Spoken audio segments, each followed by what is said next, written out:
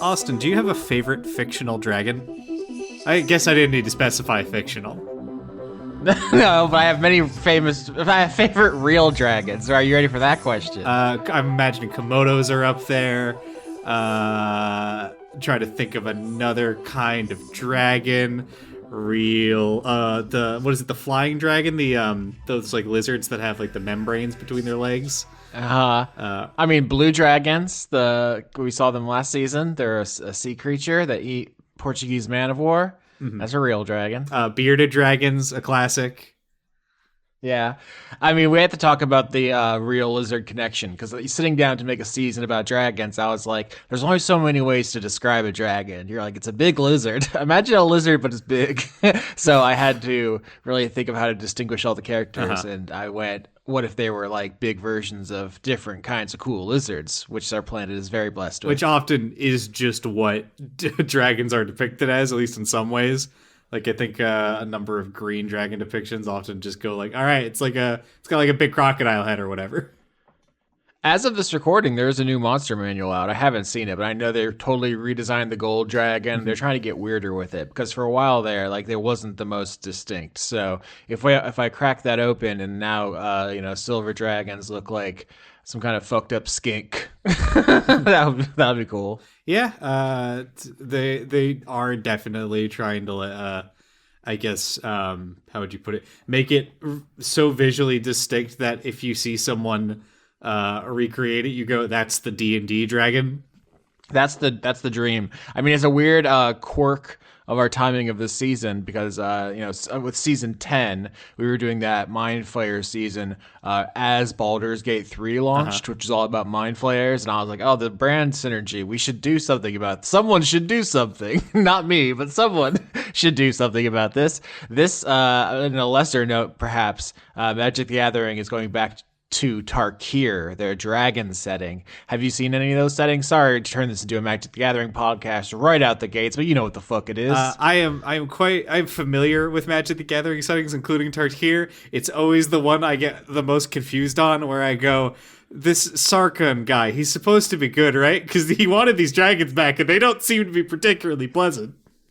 Well, one of the Sarkhan cards is called Sarkhan the Mad. So let's say he's had some questionable decisions along his character arc.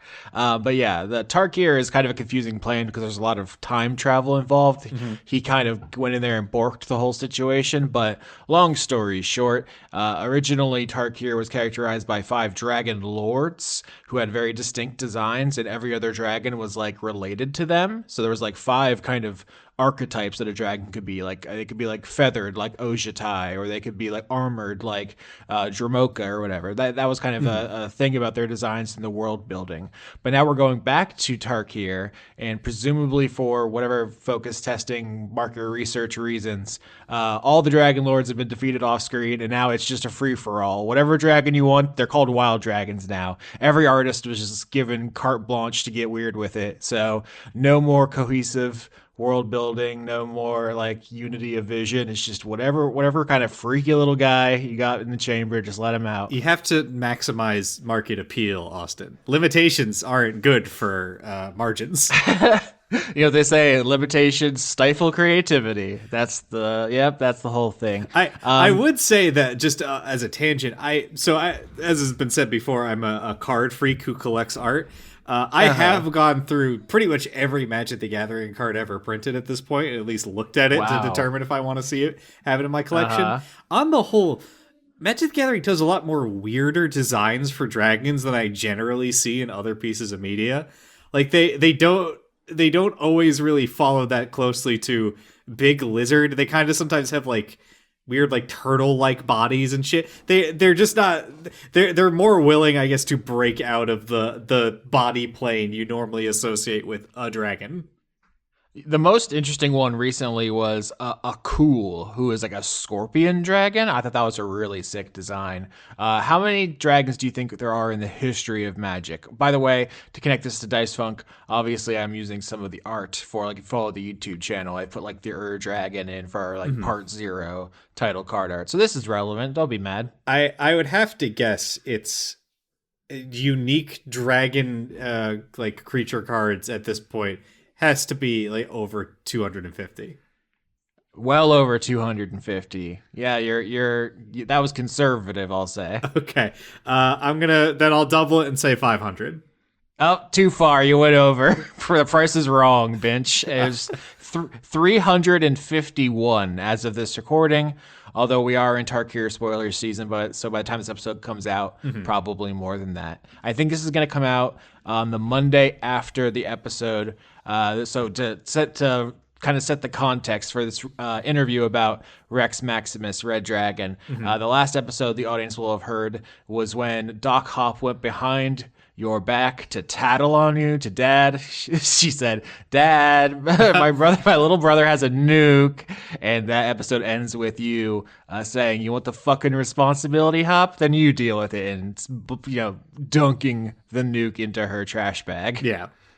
Okay, thank you for the reminder. I had no idea where the releases were up to at this point.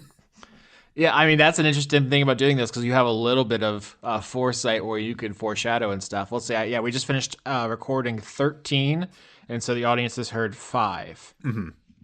Okay, yeah, that lines up. So I guess we're ready to get into questions here on my workflow for creating a red dragon and then just writing dragon in as many places on the sheet as I could. To answer your question, Parthenax from Skyrim, that was his name, right? I've always just liked the name. Yeah, Mario. Yeah, it's Charles Martinet is the voice. Yeah, the man who did Mario, basically only Mario for 40 years, and then what if I did a dragon one time as a goof?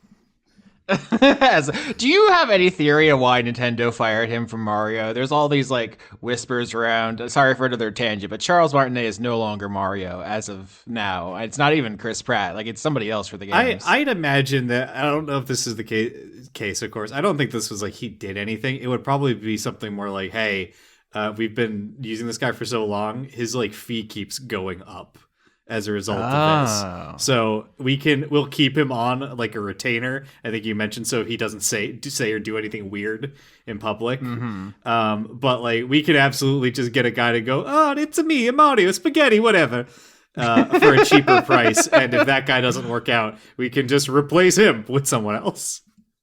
Does Ridley from Metroid count as a dragon? That might be my actual answer. I think he's a pterodactyl. A pterodactyl. Yeah. Do you know the etymology of helicopter?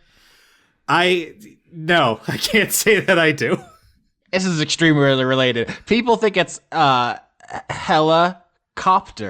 You often see like copter used as a suffix or hella used as a prefix for someone trying to create a word that like evokes helicopter. But that's not true. It's helico, meaning helix or spiral, and pater, meaning wing. I think I did actually know this at one point. You said pterodactyl is what reminded me of it. Also, the protagonist you can name from Fire Emblem, who's a big deer dragon. That was a cool dragon. We can just talk about dragons. Forget about Rex. He's big. He's mean. He's he hits people. He's the least complicated character I play up to this point. But before we jump into the questions, I should thank the people who support the show at the $10 level. I'm mush-mouthed tonight. You make the show possible. Without you, it would disappear. We'll talk more about the show in general as we get closer to the end, but I want to thank Faith and Valor, a burnt grill plate from a Korean BBQ, Eardrum Espresso, Sir Alistair Octopus, Simon Lee, Conduit of Chungus, Bearer of Dinkus, Minion of John Con, Mr. Pear, Copperhead Professional GM on StartPlaying.Games, Spaghetti-O Moment, Juman Jack, and Sydney Marsing. Got a lot of names. Going to do them in bigger chunks tonight. My first question for you is my first question for everybody on these crew gunks at the beginning of a season. Where did the idea for your character come from? Walk us through that process. I know you started it as a black dragon before getting to a red. What's the story there? Yeah, so first I was basically just fully ripping off Vetinari from Discworld. No, Disfunk did it first, I'm sure. Yeah. And you, probably for frankly good reasons, mercilessly shot that character idea down dead in the water for being a bit too similar to things I've done before and stuff coming in season 13. which is Yeah, I absolutely think you were fair. like, what if it was a spooky pumpkin themed dragon? I was like, Dan, maybe between Stranger the character Uh-huh. and Pumpkin the season, let's do a little different type beat. It was more the like hilarious level of abuse that I was gonna have leveled at that character going into it. But I just going off of that, I went, okay, I need to make another character. And before this, I was already toying with the idea of playing a red dragon, considering I played Throg originally, who was a gold dragonborn. So I didn't want to do another metallic because probably it would be too similar to stuff I had done there. So I figured, okay, let's go in the complete opposite direction and go for like the opposite total shift of a red dragon. Red dragons are assholes. They're the most outwardly aggressive generally in D&D. The cruelest and the strongest. Okay, what is strongest connotate? Power, control, authority, and then eventually just led me down a word association to what's a symbol of power? A crown. And then that's eventually how we get to Rex. It helped that we had two casters already in the party with no hit points or AC. So to a certain extent, I did have to go, well, someone has to take a punch here. It's interesting because you anticipate my second question, which is about your class and your horde and your small folk and all that stuff.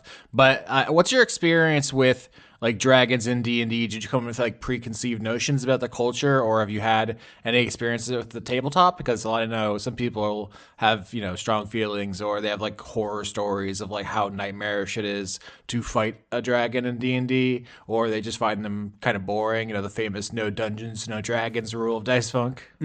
Well, I mean, I have read basically every D&D source book that's ever been put out. So I'm familiar with all the lore and stuff there, and I like it for the setting that it is. But Dice Funk is not that setting anymore, obviously.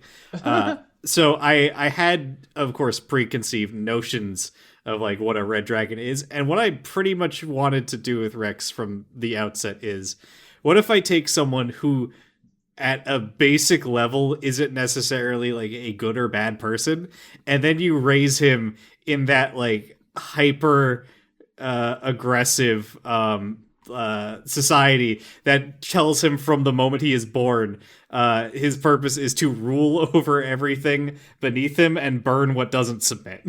And eventually that gets you to Rex.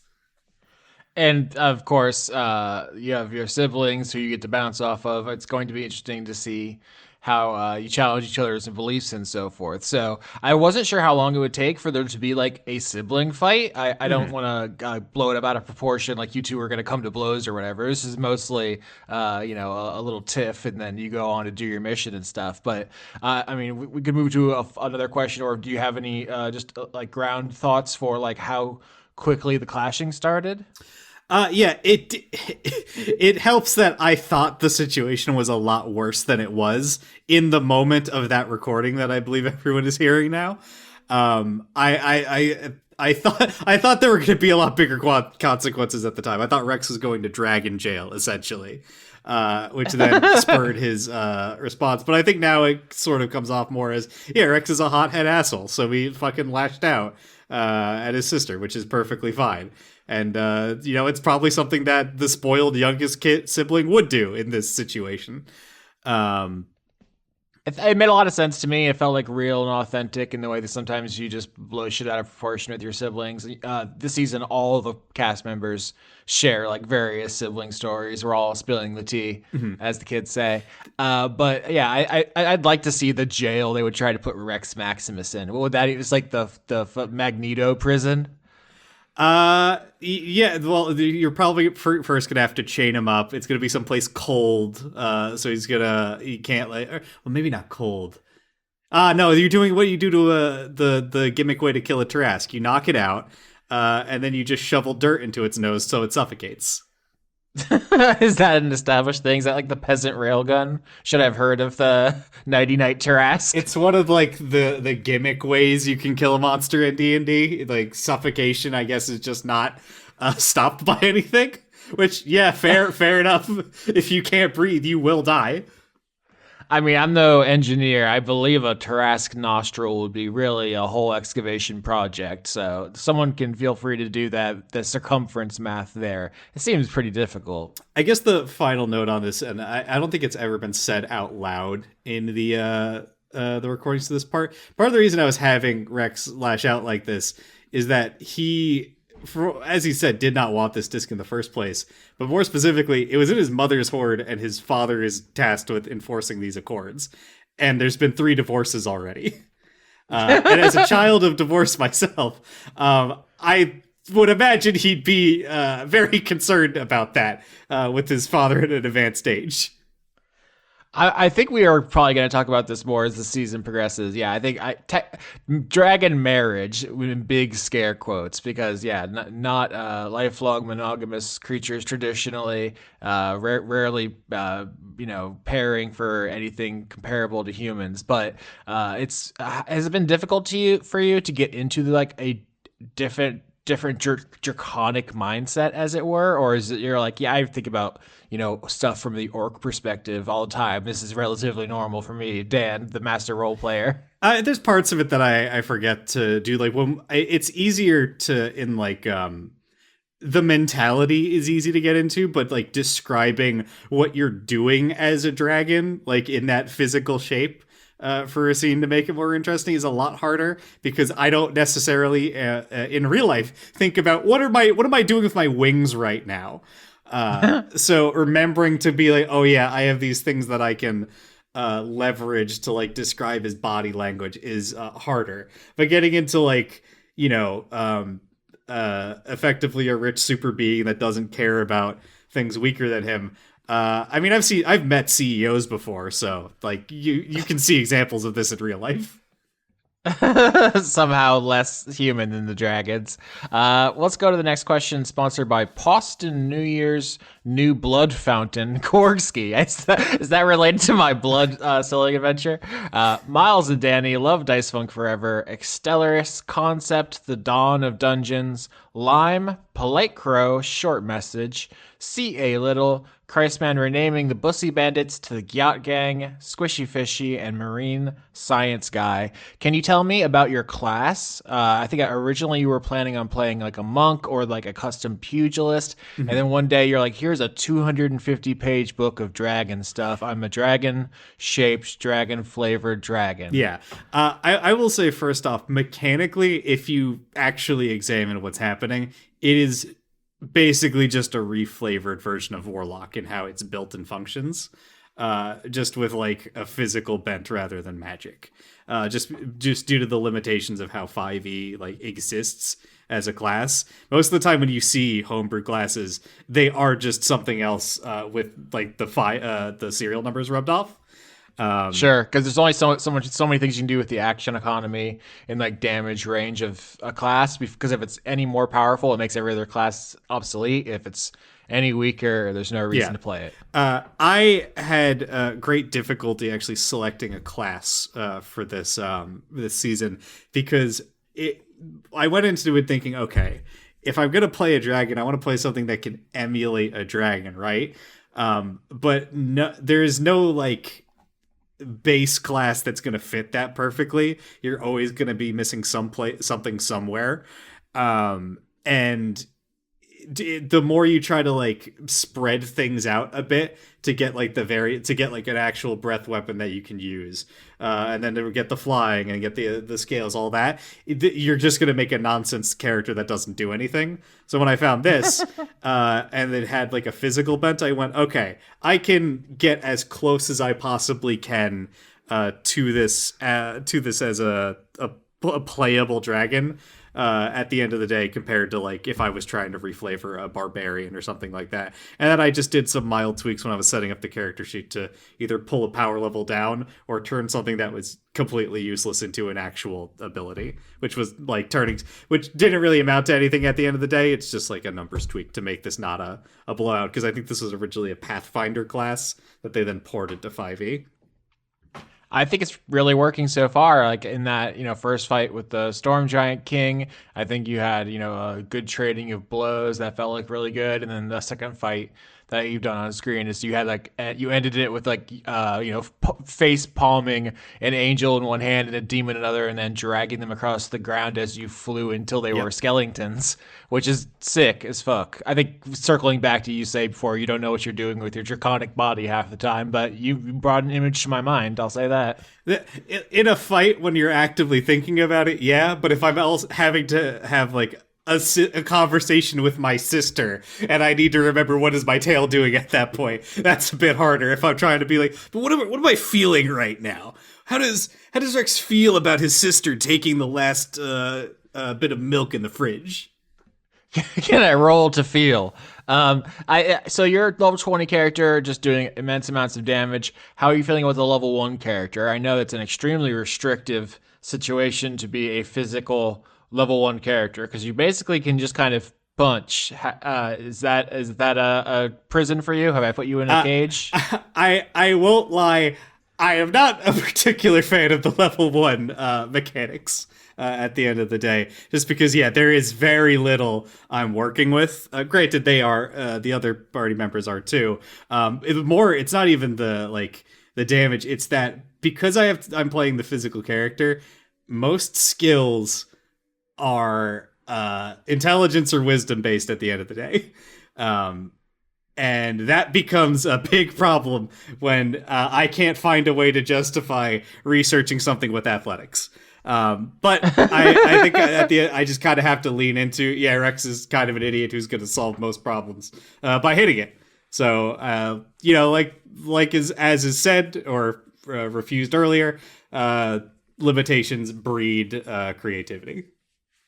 I kind of want that specifically at the beginning of the season, because it kind of dovetails with the characterization of you all as like young adults.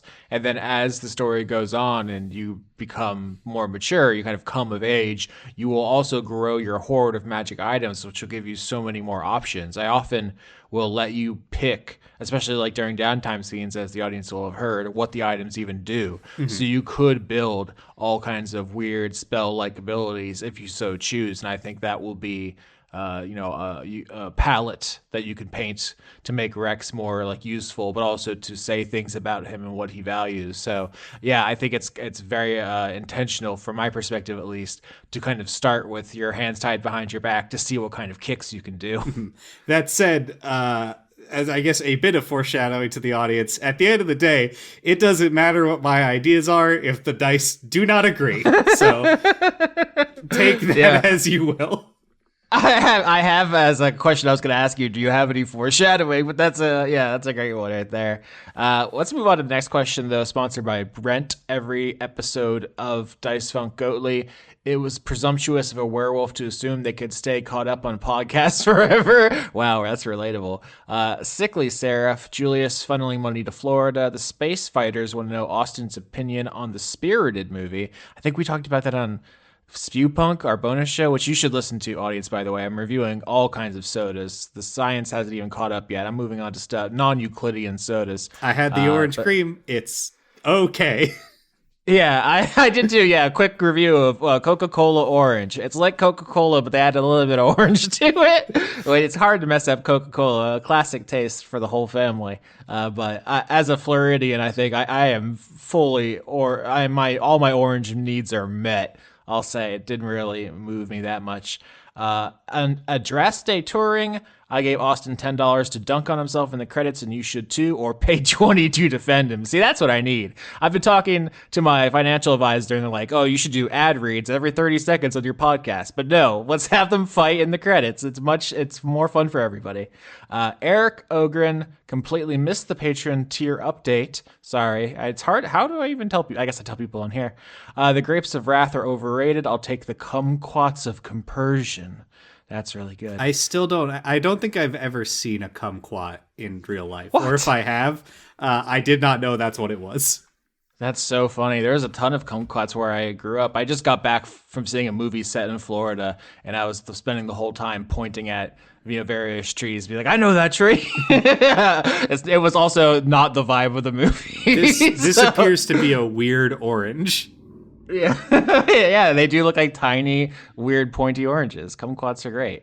Lychees is another thing growing up. There were lychee trees in my neighborhood. I just had a banana tree in my yard. Yeah, I'm Florida as fuck. Well, what's my question? Oh, your mom, Rosaline, the Red Dragon. How did you approach her preseason, and how are you feeling about like the audience heard the arc where you went through her lair and you saw how she treats her small folk? How is that hitting you? What are your thoughts on that whole dynamic so far? Yeah, when she was first written, she still had a for the original character, I was going to play the cursed item horde, because that's just a well you can draw from. Originally, it was a lot darker in that character was quite negatively affected by living around that his entire life. And the relationship was much more toxic. I think at the time we were considering every mother being on some level abusive to the children, and Orlando just not being able to pick women that weren't evil. Which has now been moved away to a sliding scale of motherdom, which I think was probably a good thing at the end of the day. What does it say about you three? That I was like, what are your moms like? And all three of you were like, hell harpy. my mom is actually probably closer to Rosalind than anything else in real life. So I guess there's that. She's not really torturing people, although if you've listened to her tell a story, that's not too dissimilar. Damn, get her ass though. But yeah, I do like the interplay of this is like a very loving mother who considers basically all other species worms beneath her feet. Although I don't think we've directly seen her obliterate anything on camera yet, which will be fun when that inevitably occurs. Yeah, a challenge I had for myself was for in that Carbuncle arc is you meet all three moms indirectly, only through their layers and small folk. And then we start getting them on screen. In the downtime the audience just heard, you have your downtime with Rosaline, and she's doing her Julia Child's thing. She's pinching your cheeks. She's asking, what are they feeding you? She's, being a mom. It's very fun. And then we do meet Sycorax at the end of the episode. So we're going to get them more directly. But she hasn't kicked any puppies on screen. But I don't think Eddie would be surprised if she does enter the puppy kicking competition with steel-toed boots. Yeah, I mean, at the end of the day, I think you do kind of need that sort of classic red dragon if you're doing a dragon season, right? Like you at least need someone to fill that niche, and if it just so happens that they're also a loving mother, I mean, that's just a fun like twist on it at the end of the day. That's what I tell myself, at least. I was like, I don't want to do dragons on this show for years because what do I have to say beyond the archetypes? 70 since 1977 or whenever the game came out, everyone knows what these dragons are. If we're gonna do it, we have to really get in there. We have to flesh these people out. So yeah, if we're gonna do red dragons, so let's meet some red dragons and actually get into their stuff. So it's a unique opportunity. People don't usually play as dragons. I'm really asking you all to do a lot here, but I think it's making it pretty rewarding.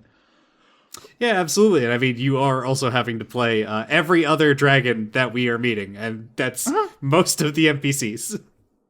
Yeah, I think you've met all the named NPCs I have planned as of recording, which didn't take very long. 13 episodes isn't a ton. So I tried to keep the cast relatively small so you can keep it all in mind at once. But there's a wide variety of opinions and personality types and relationships to small folk and each other. Like you could do a little diagram about like how each mother feels about each kid, how each kid feels about each mother. And it's not the same, and it's not like fair and parallel. It's kind of wild the way it's all worked out. But that means every scene like has a bomb under the floorboards that could go off at any time if someone says the wrong thing.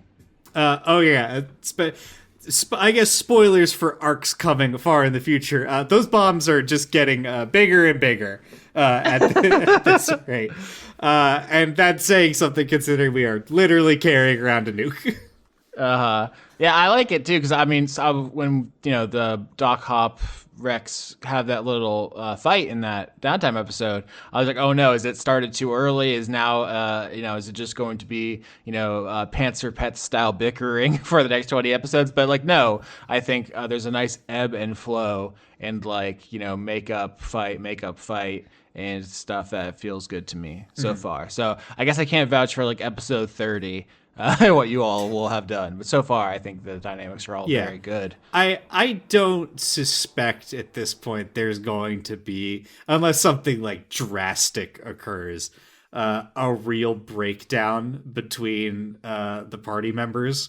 But I could see more of these like tiffs between, like, maybe we'll get one from Hop and DiCaprio at some point. Or DiCaprio and Rex. I guess that's the only two other ones that this could be. Like diagram that out real quick. But no, also it gives you good chances to like defend each other too. So I'm excited to see that. Yeah, you got any other questions? I don't have things to ask you about Rex. I mean, you could, but yeah, let's go on to the next question. Sponsored by Tara is giving money to say hi to all the cats. Egon, Philip Mitchell, Elfrona, a.k.a. Alex Jones, a.k.a. The Thieving Squirrel, a.k.a. I think it was Alonis Janosk. It's like got mangled by whatever is going on with Microsoft Excel here. Mickle Wayne, Spirit of Gender, Shrug, they greater than she greater than he, 666 Neopet, 666, I up my donation, so Austin can have a family and you should too. Dustin Darkwater, and a gambling pig has no regrets, except most of his 20s. Also, Nephis, the city of the queer sheep, poor jobless, living in a van, but finally free of state service. The next question is, Dan, at the end of that downtime, Sycorax told you all about the premise of the season. You finished the tutorial. You got to pop up a little achievement that says, now the adventure begins. How do you feel about the Gladys Accords as like a fictional device? How does Rex Maximus feel about the Gladys Accords as a thing he has to deal with for 40 episodes of podcast? I think it's a good, like a good conceptual thing for I think on the whole it is a good plot device for the season, both as like a motivator and structure for the episodes, and as an in-universe explanation for why these dragons aren't able to just kill each other willy-nilly with nukes at the end of the day because of mad. I think I've said out loud at this point in the recordings, Rex fucking hates it.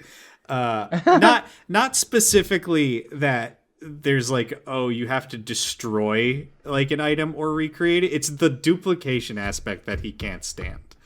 That was, I believe, specifically a Sarah Cosmignon joint in season 9, right? Wasn't that Gladys, the kobold character? For the audience, I'm sure most people listening to this have some kind of inkling of the history of the show, but her character had like a whole personal subplot where they were trying to figure out how to keep dragons from the eternal war and rivalries that had decimated their population and left them isolated and sad. Yeah. And the solution was like, what if everybody shared?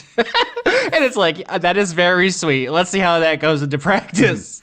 Like, Rex's whole thing is, power and authority, right? I think on the whole, he might come off as a chaotic character because he believes that he's going to do whatever he wants to do.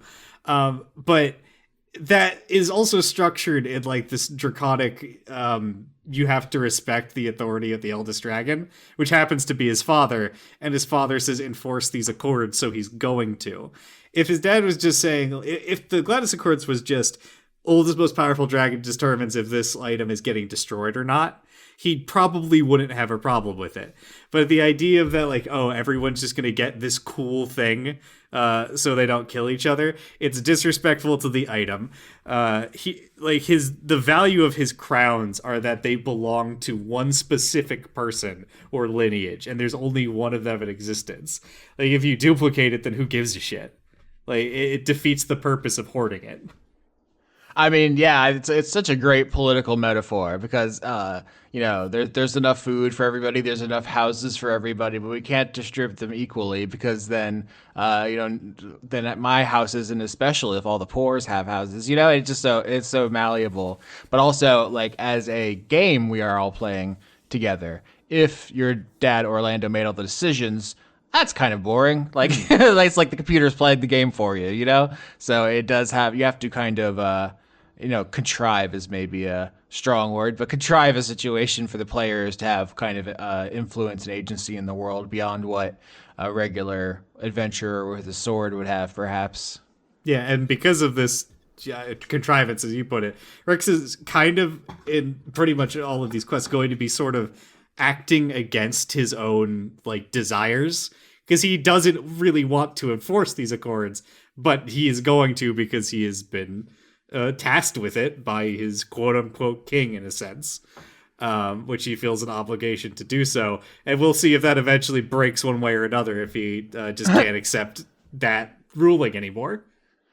Definitely. I have like ideas for basically horde heists or horde weapons inspections more accurately. You're all basically like, UN peacekeepers who are selectively applying the law. But if you all decide you want to do something else, the show has made weirder pivots, So I'm never going to hit you with a rolled up newspaper on the snout and say get back on the rails. But yeah, the idea is that the Gladys Accords give you a kind of excuse to interact with the hordes and layers and dragons that I've created for you, and everyone has different opinions about the way things should be, and you can side with them, fight them, argue about them, kiss them, whatever, until you decide you want to get weird with it. Like, just you want to run off and join the gnomes. I'm a gnome now. Well, no self-respecting dragon is joining the gnomes. But yeah, at the end of the day, it also helps that Rex is kind of dumb, and that his stance, to a certain extent, boils down to we don't need the Accords because if somebody had a nuke, I would just tank it and kill them. I mean, who knows? I don't have a roll prepared for if Navinaral's disc goes off. My plan was just like the mountain and everything in it disappears, but maybe you have a breastplate of shielding or something. You get a cod piece of protection. I have advantage on saving throws against spells, Austin. Surely that will save me. Well, let's tee up the final question here. Aaron Norgard, Graffiti, Tsukagi's husband, Kaniku fan, a good Brent, Blue Sky bitch for Let's Talk About Snacks podcast, Midlife Stasis, conduit of finally changing his Patreon name for the first time since season 5. Wow. Bleaker, Ebrand, help. Quinn Gorge pilled me, send hot Cheetos and milk. Sorry, the audience, you need to get engorged. If you're not listening to Dispute Punk, it's real. We got profoundly engorged last episode. We're all gorge pilled. We're all gorge maxing. Yeah, normally you have to get that in Simp. Yeah. It's been a long time since we recorded a Spit in My Mouth, please, which is very funny because that immediately tells you something about how Quinn's life is going. If you know about the problem. I guess so, yeah. you know what's going on vis-a-vis her liaisons. Her mouth in the spit situation. Yeah, I would never start a podcast that if it doesn't come out very often means I'm not getting fucked. Whoa, what a self-own. What a, bear trap. Last, I'm cracking myself up, sorry. Last names, Matt Lackett doesn't have the mental energy to update their Patreon name anymore, but still listens to every episode avidly. Thank you. Dr. Goatman and Francois V, a deleted scene and everything, everywhere, all at once. Thank you all so much. We talked about your horde, which naturally arose from your desire to talk about like Red Dragon culture. The main parts of your character we haven't touched on are your lair and your small folk. We saw your Castle of Castles at the end of the Carbuncle arc. We haven't really seen any small folk on screen. What led to those decisions? How are you there, and what kind of stuff do you want to tease about where those are going? Because I'm basically doing a city builder in between James Bond missions.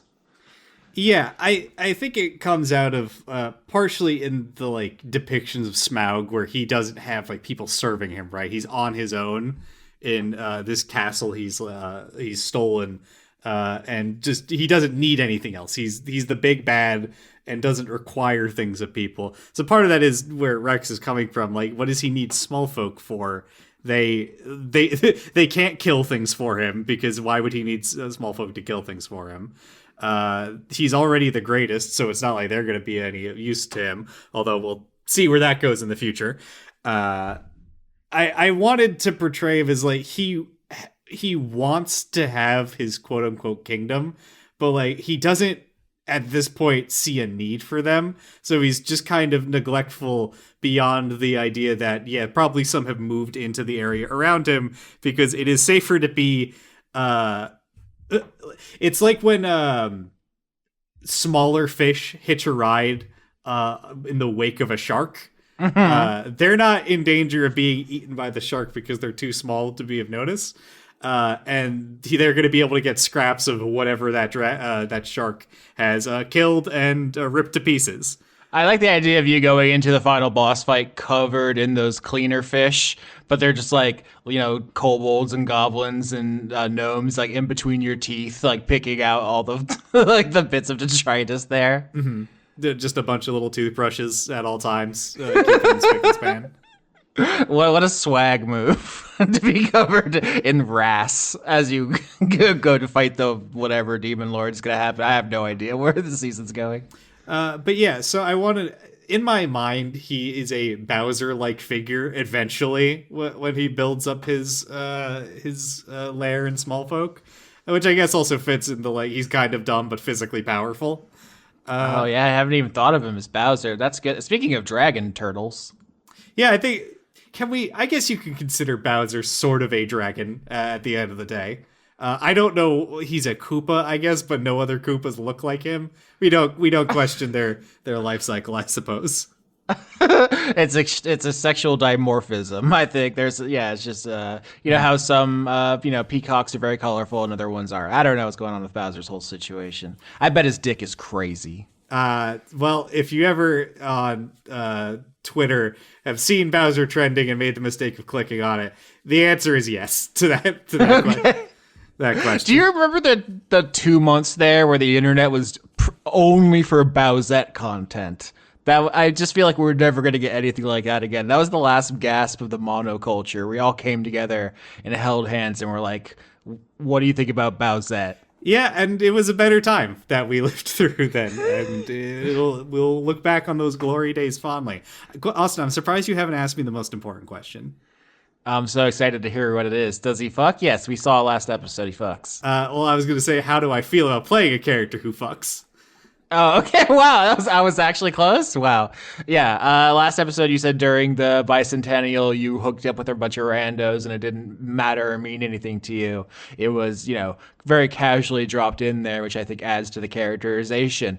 Did you agonize over that? Are you up nights, like, sweating through your bed sheets? They like, oh God, I have to pretend to fuck in the next episode. That part, a little bit to a certain extent, because I feel like it's not really doing that character trait well if I just offhandedly mention it. Although I did feel the need to establish it to a certain extent. But I haven't really had the chance to have him like hit on another character up to this point in what the audience has seen. And I feel like it's not true to what Rex is to generally have him like hit on a small folk, because they would be so like irrelevant to him. I think to it, like if Hop hadn't got the genie, maybe he would have made some sort of like move or comment, and the genie wasn't immediately calling him a shithead idiot. He probably would have tried something, because genies are powerful, and that's enough to catch his interest then. But yeah, it is something I want to establish with him, and it is also like a fear that he just comes off as like a creep. I do want to do more with it, because I think to a certain extent there's something interesting if he does sleep around a lot, but he's also this like, he's effectively, I think you've called him a prince because of Orlando. So how many people, like, does he even really have like a true ability to form a connection with someone without it being like, are you just trying to like use me to get to my dad? I think that could definitely be very interesting. I mean, just the idea of like what it is to have romance if you live for thousands of years and you can vaporize anyone who displeases you with no consequences. I genuinely think that puts you in a different mindset. You know, like we've seen in our world how insane just being like a little rich can do to someone and how they treat other people. So I think it's a rich vein. I do love the alternate history version where Gertrude comes out the lamp calling you master. I think that changes shit really quick. But yeah, I mean, Yeah. who knows where all this stuff can go. I try to remain open to the universe. You know, Quinn was like, "Oh, let's do the toxic Yuri this season," because every relationship on screen in Dice Funk has been mostly positive so far. So I think if any people were going to be more destructive or just messier, this would be the season. But I guess that's the real tease for the future. Get ready for the toxic Yuri, folks, because it comes in hot, fast, and everyone's getting in on it. It really is getting good. I mean, it's such a coming into that kind of character is like a pre-built-in storyline. So like you can weave so much out of that. You know, Quinn came in with Lace, the Dragonborn butler situation, and those X's. You didn't really have any named characters coming in. You don't have any like named small folk. So there's blank space there we can fill in. You're gonna hear some of that stuff happen pretty immediately. I'm just going to say in the Barbas arc, which we teased at the end of the last episode. So you're not going to be left wanting for long. But yeah, there's a lot of potential in those kind of storylines. Absolutely. And I guess I have seen people say, like, voice concerns, about this season because they're worried, like, oh, everyone here kind of seems like an asshole, which is true to an extent. At the end of the day, they are dragons, even like Hop at like as we've established, she loves her goblins. She can't remember any of their names because they die so fast because she's above them.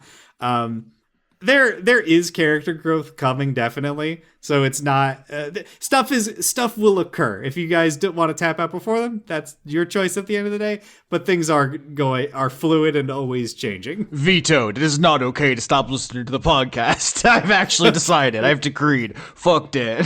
Do not listen to this man. You heard it there, folks. You can't stop. And if you do, I will hurt you. I always feel bad about getting into like behind the scenes, like boring life stuff. But if this show is Patreon supported, you can go to patreon.com/AustinYorski and see how much I make. It's not a secret. If that number doesn't go up, I will have to. I mentioned briefly, like, oh, I got to start doing ad reads, or we got to move to twice, or every other week or something. I'm just, I'm a 34-year-old man. I gotta figure out some stuff. So I'm eternally grateful for all the names I read in this show. You make it possible. You make my dream job real. But so I try not to push too much of myself in that kind of stuff. It's not a fun listen, but I guess this is a time to do that because I read a bunch of names and that's how you get on that list. $10, patreon.com/AustinYorski. $50, you can make an NPC, but only $1 to hear Spewpunk, where I will talk about how Wild Cherry and Cream Pepsi is the best Pepsi they've ever made, or the best Pepsi since Blue. I have to get to the store then. Blue Pepsi is still the best, but you can't get it anymore. It's illegal in the Führerreich where we are. I was gonna say Joe Biden's America. I forgot we're not there anymore. I missed that. Well, that's the secret. Guy. It still is Joe Biden's America. Biden, he's never left. You remember that time period, like right after Joe Biden got elected, and they went like there was a facet of people going, actually, Trump is secretly the president right now. I wonder what was going on with them, what they thought about that entire 4-year set. Anyway, not to get into it, we could divest from there. 2016 is never over. It's only 2016 for the rest of our lives. We're just gonna have these same old guys forever. Beep all that Austin in post. Just cut that. No one needs that. Beep beep beep beep beep. Do you want to talk about smog? Go back to smog. Yeah, you get. Well, there's a lot of it in San Francisco. It makes it hard to breathe. My asthma doesn't deal with it particularly well. Do we want to tease anything since we talked about supporting the show? Some of the stuff we've discussed internally about season 13. Since I'm, I guess, here to talk about show stuff right now. Yeah, I mean, we absolutely can. The microphones are on. There's nothing Austin can do in post to make it sound like you said something else. If you say it's too much about season 13, I can't just drop in, John Cena saying something in Chinese to edit it out. That's just an idea that came to me. I'm going to do that to you, definitely. I don't have the time. Fair enough, Theta. You know what? I'm here for it. Something we've been discussing is the structure of the incoming season, right? Which, by the way, Magic the Gathering already announcing an incoming Shadowmoor book. They are on my ass. They are coming for my shit. Normally, I would love this, but I feel a little bit robbed. I'm worried about season 14. What are they going to announce before that comes out? It's a never-ending nightmare. What Space Train's set? Fuck! Come on, Mark. Something we have broached is the idea that, as we've been discussed, that this is going to be sort of a split season. But one of the permutations we've been working on is potentially I am doing a straight up full season on my own in the Fear side, and then the current side is a bonus season, giving context to the other side of this, as opposed to being like a trade off back and forth due to various internal statistical reasons to that. And I think that might actually be a pretty strong thing to see, not necessarily them having to directly interact with each other, but there is the ripple effect, I guess, at the end of the day. I'm always trying to find new gimmicks or new things that couldn't have been done in any previous season. Since we started doing the double DM stuff, or we started doing, gimmick stuff with level 20 characters. So it's if we're having two parties who are enemies or antagonists or something, what is the most interesting thing to do there? And we've gone back and forth. Do we have the parties fight each other on screen, 9 people in a roll 20 together, absolute audio chaos? Do we do 2 separate campaigns that just reference each other occasionally? Do we do season 10 where they combined, or there's so many possibilities, so nothing's set in stone. But yeah, I am curious what people are anticipating. It seems like people love the idea of pumpkins. They really want that shit. So I don't want to let anyone down, but also like I've been saying, the Alachua County Sheriff will remove me from my apartment if we don't do this right. Yeah. So that there are aspects of it that where we have to sort of look at what are people actually watching at the end of the day. And Austin has to be able to afford rent. So sometimes choices have to be made, not to be a bummer, but that's real life. Dan also has to pay rent sometimes, and that might mean he's going to quit his current job and desperately look elsewhere. We are all living in the material world. We're all material girls, unfortunately. But so that's an idea. Would people be into of 2 full seasons, basically 2 campaigns that comprise season 13, one being a bonus show in the bonus feed, or do you want the kind of back and forth of the previous seasons, or something else entirely? I am always open to feedback and listening. I don't want to put ads in the show. I think that would suck. I hate ads. I hate listening to them.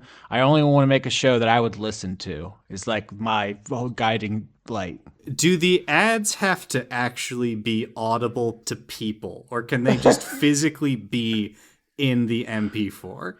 What if I use the kobold voice modulator and it's so high pitched that only dogs can understand? Hear it. Yeah. Yeah, ads for dogs. I'll sell out to Purina or whatever. Or there's probably a better dog brand that doesn't have heavy metals and poisons in it. I don't know what the best, most ethical dog food brand off the top of my head is, but I will sell out to Kibbles and Bits or whatever. You said ads for dogs, and I started to think, when are they going to find a way to advertise directly to dogs? Get the dogs when you're out on the walk to start associating Pepsi with good things, so it freaks out and gets excited whenever it sees a Pepsi. We have to get there eventually. Surely there's a Black Mirror episode about this, but yeah, once you've saturated every market completely, there's only one grocery store chain, McDonald's is the only restaurant left, Walmart's the only store left, and it's we need a new market. All right, next Super Bowl, we're gonna have an ad where it's just squirrels running around, and it's just flashing buy our brand of Chew Bones, and then they love it. To color this recording a little bit, on the background the entire time, I've had 10 dragons caught on camera reel from YouTube playing. I don't think these were real dragons, just looking at them, generally speaking. I might be wrong, but I'm pretty sure that is a 3D model. Are there conspiracy theorists out there who are still saying dragons are real? I know Oh, that, like, 100%. okay. I was gonna say every conspiracy theory is like hot right now in the world, but I thought Bigfoot's probably higher priority. Just it's more fun to look in the woods than to. Do you know how badly I wish Bigfoot was real? I did not know. No. I want there to be a big ape guy out in the woods, and also I'm a little curious what he tastes like. Oh no! I mean, I think probably bad. Like he's not like elegantly marbled. I don't think he's having You don't know that though. What if he tastes great with Pepsi Wild Cream or whatever? leaving out Pepsi for Bigfoot so you can cook his ass, so you can barbecue his flesh. This Look, is dark. He's probably an intelligent, lovely creature. He might taste delicious. Am I going to eat him in that case? No, but I just need to know. Like, does he taste like people? Would that be how I get to know what people taste like at the end of the day? Yeah, I was gonna say I don't know what people taste like, so I feel like that's the first bridge. But although it is supposedly similar to pork, so I'm probably not that different, not that wild. This actually dovetails a little bit with what has been discussed for season 13, where Kurtzine is eating and hunting monsters. Hell yeah. I don't know how much of that I've said out loud, but yeah, everyone's excited for pumpkin season. I'm not even trying to match the hype there. It would be pathetic and worm-like to even try to stand in the glory. Definitely isn't a terrifying amount of pressure. No, everyone's very excited for Pumpkin. My half of the season will be about antagonizing pumpkin people. But yeah, the contrast is you are spooky, scary skeletons, and I am Monster Hunter. Just straight up. Yeah, we're hunting monsters out here. You're the monsters, by the way. We're the glorious, righteous knights of holy light, and you are bad monsters. Let's not examine that. On guard. To be fair, with some of the MP characters we've seen from the land of fear, it might be a little justified at points. Yeah, no, I'm giving all of the player characters on my side weapons that get +1 every time they kill someone from the fear biome. So I'm gonna mechanically incentivize them to get nasty. Yeah, it's going to be an interesting time. We'll see how many NPCs and characters there are going to fuck. And yeah, stay tuned for more dragons. Where you'll get to see Rex, who everyone loves equally. Yeah, Rex is great. The audience is gonna love all the things that happen. They're very funny. There's been multiple times this season where I was laughing so hard. All I can say is this rocks. What's happening right now is really good and it rules. So that's a good sign. Thank you all for listening to this and listening to the show. I hope we are putting out something that you feel respects your time. I know pumpkin season is going to rock. Quinn is probably going to do 14, and then Laura's space trains for 15. So we have so much more in store for you. They're like, the only question is like, how are we going to do all the good ideas we have? I've never once been like, oh, I don't know what we're going to do. It's just always about whittling it down. Yeah, that was also a real conversation we had recently where it's like, okay, these take a year to make. Which one are we doing and when? Exactly. So I think that's going to wrap it up. Any last thoughts about dragons? What about Fafnir? You have any thoughts about Fafnir and his whole deal? Okay, so you've actually unlocked something very specific. I've triggered your trap card, yeah. Yeah. As you may know, I will get kind of obsessed with a particular kind of like monster aesthetic for extended periods of times. Sure. Fafnir is often depicted as a Lindorm. I don't know if I'm pronouncing that right. I've only seen it read out rather than pronounced. And that's like a worm with arms and a dragon head, right? Mm-hmm. And yeah. I fuck with that so hard. I don't know why. I just like that body type configuration. Yeah, I think the term in biology for that is body plan. So like, oh, this animal has such and such body plan. That's always struck me as a funny thing to say. But I definitely was thinking about like wyverns, which have wings and legs but no arms, as opposed to true dragons, which have all 6 limbs. And then, linorms or lean worms or any of the various things. We had Needhog, show up in season 6, but I did the video game Nidhogg, which is where it's like a earthworm. Can I sell you on a lizard to now use as a Lenorm to force you to make another named NPC?